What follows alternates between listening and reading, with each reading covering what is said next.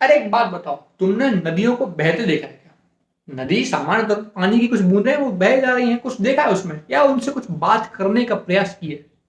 क्या है वो? मतलब सिर्फ और सिर्फ जल का प्रवाह है, बह जा रहा है, या इसके इतर भी कुछ है? क्योंकि अगर नदियां नहीं होती तो खेतों में सिंचाई कैसे होती? आजकल तो नई नई सुविधाएं हैं, पर पहले यही साधन था। सिंचाई नहीं होती तो खेती बाड़ी कैसे होती?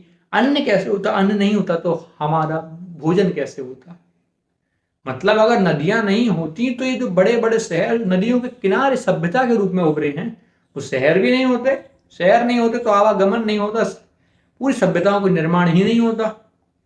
यानी नदियां जो भी हैं, संचालन तो वही कर रही हैं। पर बात यह है कि नदियां जहां आज आप देख रहे हैं शायद वहां थी ही नहीं, या फिर उनका ये रास्ता था ही नहीं। क्योंकि जब नदियां निकली पर्वतों से तो पर्वतों ने तो इनको बहुत रोकना चाहा कि रुकी रहो, थमी रहो, यहीं कहीं डटी रहो। लेकिन नदियां नदियां थी, उन्होंने तो संकल्प लेके चली थी कि सभ्यताओं को निर्माण करना है, मनुष्यता को जीवन प्रदान करना है। नदियां बहती रहीं, बहती ऐसी रही कि कुछ पर्वतों ने ज्यादा रोका तो पर्वतों को चीर दिया, कुछ पर्वत नहीं माने तो पर्वतों को विनम्रता से मोड़ के चली गई।